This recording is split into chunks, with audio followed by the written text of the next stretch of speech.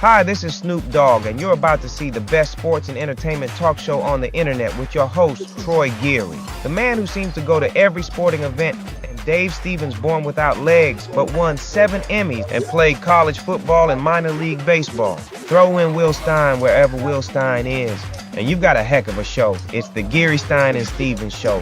Faux shizzle.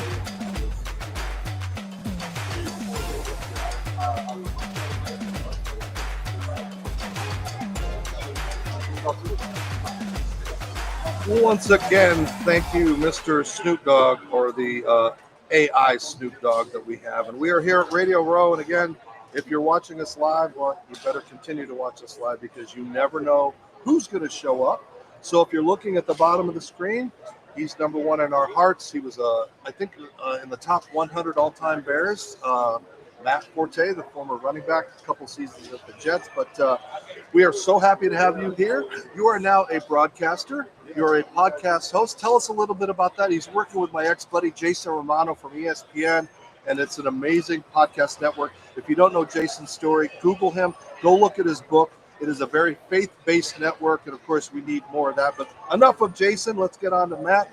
Matt, welcome. What are your thoughts? And, again, tell us about the podcast. Well, thanks for having me. Yeah, I'm the co-host with Jason on Sports Is your Spectrum. mic on? Let me just make sure.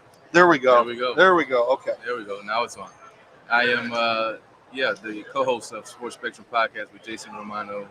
I've been doing that for a while now, and what Sports Spectrum is that we are the intersection between sports and faith, and not just faith, the Christian faith in Jesus Christ. So we interview a lot of people and talk with guys about sports and obviously their careers, but also life, because sports and life is bigger than just sports. And I've known that because I played a decade in the NFL, but then there is life after football. And what lasts, what creates a legacy, is only the only thing that really lasts is what you take with you beyond here. And it's not going to be money. It's not going to be cars, clothes, and fame. It's going to be what you do for other people. And so we let people tell their testimony, their stories, and talk about a lot of things that they've overcome, because a lot of it has commonalities with other people in humanity that have been tested and tempted by other things. And so it's been pretty fun doing that, and it's been a lot of fruit that has been bared out of that too.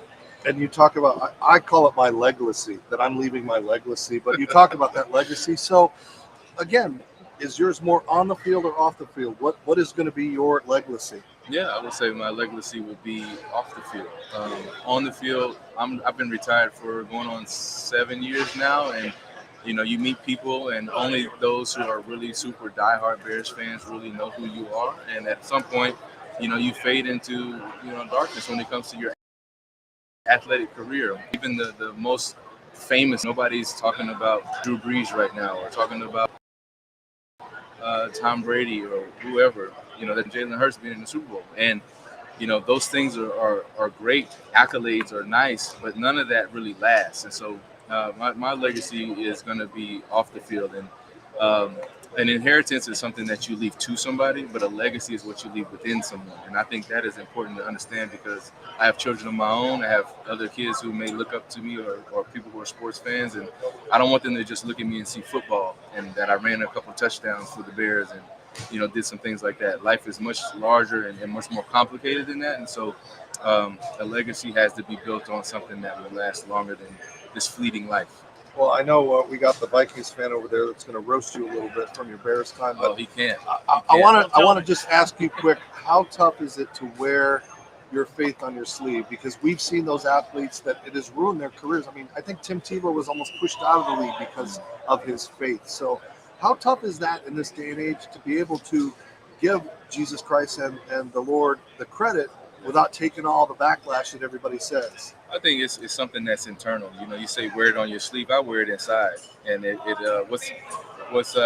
Bible actually says what's in the abundance of the heart, the mouth speaks. So what's in me, it's gonna come out, and it's gonna be bold, and I'm gonna be unashamed about it, because when you understand the truth, as the Bible also says, the truth will set you free. And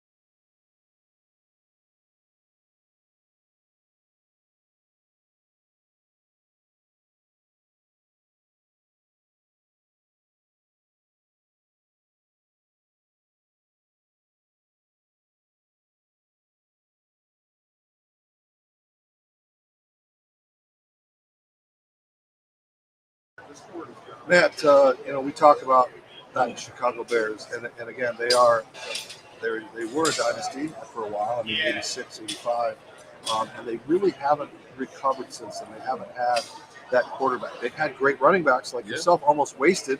But what do you think it's going to take for that organization as a whole to get to that next level and not get a Super Bowl loss next time? Yeah, I think it's going to take.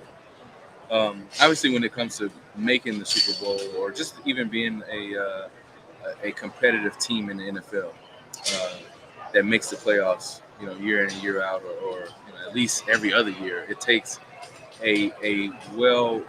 from a top-down aspect, a really good, complete organization that has a really good winning culture or style. I think it's going to take a lot of change within the organization from top down when it comes to creating a culture that's a winning culture. And what goes into that is so much other stuff. It's getting the right parts and pieces. From even when I was there, our offensive line just really has never been one of those dominant offensive lines. And that's no shade to anybody who blocked for me or played like that. It's just the truth. Like, we never really had a dominant offensive line that could protect the quarterback and have a dominant run game. But I think it's going to take that, along with changing the way that the game is played, from not trying to be, NFL is a copycat league sometimes, and you try to do what other people are doing. When you play at Soldier Field, the field is not the greatest, and you're going to play the most impactful part of your season in wintertime. And you're going to have to run the ball and have great defense. And every time we've done that, the year 2010, the year 2006, we've had, the Urlachers, the Briggs, the Tommy Harrises, like these Pro Bowl guys on defense who really don't let teams score more than 13 points. And then you as an offense and special teams have to come up and pull your weight. And when I've seen that happen, we've often done a good job of getting to the playoffs but not finishing the deal. And do you have a score prediction for Sunday? I know you've been analyzing both these teams all season, probably on your podcast. So what are your thoughts of the game? I think it'll be an exciting game. Both offenses are really good. The Eagles, if they run the ball with Saquon and keep Patrick Mahomes off the field, that's going to be a key for them to win. And then I really think it's going to come down to who has the ball the last and who has the least amount of turnovers. And so my score prediction is 38-35, and the Chiefs actually three-peat for the first time in NFL history. Right. I know it's not popular, and people are kind of like rooting against the Chiefs. I don't care either way because I'm not a fan of either one of them. But that's my prediction. And I like that prediction because, again, I worked at ESPN for 20 years. Jason worked with me. All we heard about were the Patriots, right? Yeah. This, Brady, that, all that, Belichick. If we have three, no one's ever done it before. And then they're in that conversation where they talk about those dynasties in football. And I think that's what makes a sports fan. You want to see those kind of things. And granted, yes, it'd be nice for the Eagles, but Andy Reid is such a class guy, and it's like it's a win-win for the league. No matter who wins this game, it's great for the league. And we don't get a lot of those great matchups where it's down to the wire in the past couple of years. But I would like to see that. And I wanted to go back to what we talked about in that discussion as far as this podcast that you're doing. What makes it so unique? Because again, are people going to tune in because they want to hear more about faith, or are they going to tune in because you're going to open up these guys to talk about things that you're not going to hear on ESPN or TMZ or those other places? I think it's a little bit of both. We're not just talking faith, because faith can be a general statement. There's many different faiths. I think the part where we talk about the fact of everyone being a born sinner. Like, I didn't have to teach my kids to lie or to cheat, and that happens. And so when that comes about, you need a savior. You need something to save your soul. And when you talk about that, Jesus Christ is the only one who came here to do that, and he died for the ones who even put him on the cross and crucified him. So it makes it unique in the aspect of you're not going to hear that on your radio shows or your ESPN or your NFL network. But also, people get to tell their own story. It comes to a point where in everybody's life where you understand that a lot of things are transient, a lot of things don't really exist beyond this life, and that what matters the most is where your soul is going to rest in eternity. And when they tell their stories of the trouble that they've been through or the ups and downs, a lot of people connect with those issues because, you can, maybe you're young and you say, I haven't really had anything traumatic happen to me, or like, just keep living. My pastor used to always say that, just keep living, and trials and temptation will come, and you'll need something to back you up when it comes to that. Great answer. We just had, we just had Brett Favre on, and we talked about how his career took him to the Jets. So let's talk a little bit about that organization. I mean, everybody goes there thinking this is going to be the year they turn things around. This is going to be the year that it happens. But again, not the successes that you were hoping for in your career. So what's that organization like? What can they do to fix that ship? I don't know. I don't know what the Jets can do. Some people may say the Jets are cursed, but I think that's a bit far. I also think when it comes to quarterbacks, everybody kind of likes a fixer-upper. They think that they can come in and the caliber of an Aaron Rodgers or a Brett Favre, they can really change and turn the ship around when it comes to where it's been headed. But unfortunately, it hasn't done that. My time with the Jets was great. I think the organization as a whole, they treat the families there. It's not transactional, and they love the families that play for them. And I think they have a lot of great resources when it comes to the health of the players and the preparation of it. I don't know. I don't even know what the issue. I'm kind of baffled by it as well. And when it comes down to it, it was really, when free agency as a 30-year-old.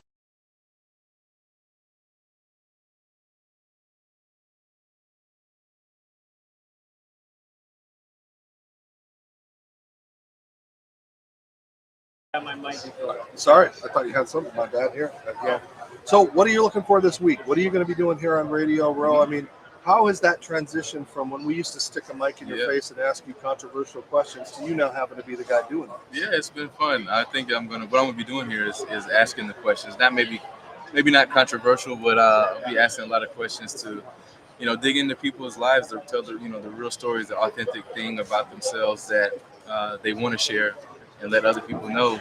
But then also I'll be representing a platform that accentuates everything that's good about humanity. And when you can, I guess, have the ability to be humble enough to understand that life is about you, but it's not all about you. Then I think that's a good thing, and it spreads. It's like spreading the love and the joy and the peace that comes with something that is greater than you are. I think when it comes to, and it's been fun because I'm on the other side, and when you look at professional athletics, there's a lot of pride and celebrityism and fame that comes, and it's like outside forces that come in, and they have the ability to seep into your heart and kind of change who you are character-wise or integrity-wise. But when you can combat that and really see that all people are humans, I just did something athletically different than someone else. It doesn't make me better or worse than anyone else. So it'll be fun, having people tell their own stories, and also just being back around the Super Bowl, in a different capacity than before when I used to be, herded around to different tables just to promote something, Well, but now you're promoting something good. Yeah. So all faith-based things are good. And again, I was just curious, as a player, and I know you got to go soon, but as a player, how do you find those guys? Because again, some guys might be so embarrassed because lockers, they're so flamboyant personalities, they don't want to be picked on. So how do the faith-based players find each other? And are you able to help mentor the young ones now that don't know where to go to? What's funny is a lot of them come to you. They see that there's something different about you. And as you, and it's not like I'm perfect or anything like that, but I think they see the lifestyle that is different.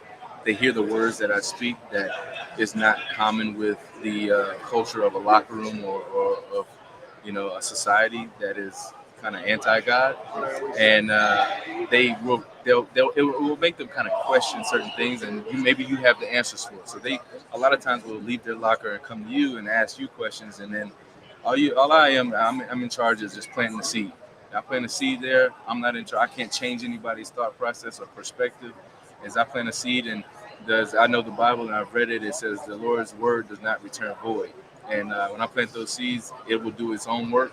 And God takes root, and hopefully it inspires them to read on their own and to understand more about what the faith in Jesus Christ is about and why they need that. Well, Jason Romano is a wonderful guy. Again, worked with him at ESPN for a long, long time. How can we find your network? I know how to find it, but how can those out there watching our show find your network and share that? We're on YouTube, X, Instagram, all of that. SportsSpectrum.com is where you can find us online. But our podcast is hosted everywhere that you can find podcasts. You can stream it anywhere. All right, Matt, thanks for sitting down a little bit. Oh, let me put you on the spot. Greatest NFL memory if we're sitting in a bar or a church having some wine or something like that. What would be that one moment that pops into your brain every now and then from your professional or your college career? Yeah, I have the perfect one. So Soldier Field opening day, it was always great to have a opening day home game. And we played, I think it was 2011 or 12. Yeah, 12 maybe. I had just re-signed with the Bears, new contract and all that stuff after fighting for it. And playing Indianapolis Colts, Andrew Luck is a rookie. He's coming in and highly touted rookie. And we beat them at home, but my parents came to the game and I was able to get them tickets. But for some reason, they were right in the front row of the end zone. And a lot of time the family section was like good seats, really good seats, but they weren't in the very front row. And so that happened opening day. I'm like, I got to score in that particular end zone. So got to halftime and I hadn't scored. I think I got close at the other end zone. And then right in the third quarter, we come down, we get into the red zone, and we get to about the 10-yard line. I get a good run, a zone play, cut back, and scored. And as soon as I got up from the ground, I ran right towards my mom and dad. And there's a picture. I don't know who the photographer was, but we got a great shot. You can see the stadium. You can see a little bit of the skyline, and I'm handing the ball to my dad. My dad was a player, defensive tackle at Tulane as well. So me and him both played at Tulane. He didn't make the NFL. He has 8-inch scars on both of the inside of his knees from MCL injuries. And it was kind of like passing the torch of like, you got to kind of play the game through me. And I'm able to like show, my gratitude for the sacrifices that he put in as a young athlete to, coach me, teach me, and also, to be a good father. I imagine after that, though, your parents are like, hey, these crappy tickets for the other games. We had great seats. Every other game it's kind of spoiled them, right? All right, Matt Forte, we're going to hand you off to our good friend Kelly Williams. Thanks again for being part of this and setting down again one more time where they can watch your podcast with Jason. Yeah, SportsSpectrum.com, and then all the streaming ports, on Apple, on anywhere podcasts are streamed, Sports Spectrum. And Vikings fan Troy, have you forgiven him? Are you okay? No, we had some great battles with the Bears over the years. He won some, we won some, but much respected. Are you from Minnesota? Yes. Wow. And I lived there 9 years. Did you get stuck there, or you were like really? No, I was there, born there. No shade, Minnesota. No shade. I'm just saying it's cold in Chicago. Yeah. But Minnesota is like really cold. Yeah. I don't feel like anybody goes there on purpose. They get stuck. And you're playing that crappy Metrodome, so at least that thing is. Yeah, that wasn't fun. So. Yeah, it caved in one year. We had to play at. You had to play at the Gopher Stadium. Yeah. So, yeah. All right. Well, Matt, best of luck with you. You look like you just jump in and fill in for any team now. I can. They don't want me anymore. Oh. The running back's coming back though. Running back's position is coming back. It's on its way. I think Barkley has shown that, right? Yeah. All right. Well, thanks, Matt. Thank you. And Troy, we don't know who's coming up next, but we got Will out there grabbing. Again, you're going to go over talk to Kelly Williams. We got a plethora of stars and people all week long. Ryan Leaf is over here. Mitchell is going to come over, former Redskins running back. Michelle Beadle we'll talk to a little bit later. So watch us on all social media platforms. You've been watching Geary, Stan, and Stevens, wherever Will is. Will's right here. Come say hi real quick. That's long enough. Okay, get out of here. All right, you're watching the Geary, Stein, and Stevens show. We'll be live again. I don't know with who, but you want to watch us, check us out on all media platforms. And again, supporting us with all the great people that are here. For Troy, myself, and Will, we're just messing with you. I'm Dave Stevens. We're going to pay some bills, and we'll be right back. Serendipity Yacht Cruises and Events wants you to come party with us. We're bringing the fun to the Houston Bay Area. Stay tuned for all of our incredible events throughout the year, featuring amazing food and drinks, live entertainment, special guests, and so much more. Fun, new, different. Michelle. Serendipity Yacht Cruises and Events is where you want to be. So come party with us. It's more than a job. It's serendipity. Introducing the world's first temporary airbrush tattoo kiosk, iTattoo, bringing wearable, shareable temporary body art to live events. iTattoo stands for Interactive Temporary Airbrush Tattoo Unit. The team is raising additional capital for this incredible iTattoo concept, putting ink on skin at scale. I'll say it again, folks, ink on skin at scale. This will be the coolest addition to any event, and imagine the reactions when you add body art to the mix. Cool kiosks for a large venue or event. And it's super sponsorable. If you or anyone is interested in talking about the cap raise or the unit itself, please reach out to Nathan or Chris at itattoo.life. Hi, my name is Shigil Duggar, and I'm the CEO and founder of Pi. My passion is and always has been helping people. That's why I created Pi. I wanted to devise solutions that would make it easier for businesses to become more efficient and effective to drive profitability, while at the same time helping the customers they serve. Our newest self-service solution is a perfect example of that collaboration. Business leaders told us they wanted a smaller alternative to the larger freestanding kiosks they already love, and we delivered with our newest product. A countertop device we call Eclair introduces space-saving, compactness, versatility, and convenience. When it comes to our self-service solutions industry specifically, we put considerable stock in a quote from Alan Key. People who are really serious about software should make their own hardware. That's Pi in a nutshell. To ensure we produce the best self-service options, we do it all, designing and developing our own hardware and software. The bulk of our business involves the food industry, catering to an evolving industry with technology that is ever evolving itself. Our customers aren't necessarily in traditional restaurant locations. They're in malls, food trucks, and pop-up stands. Additionally, we perform considerable research of consumer trends and behaviors, trying to forecast what they will want and need as it relates to self-service in the short and long term. It's challenging, but exciting and satisfying work. Visiting the restaurant of one of our partners and seeing customers effortlessly order and pay for food through a Pi kiosk puts a huge smile on my face.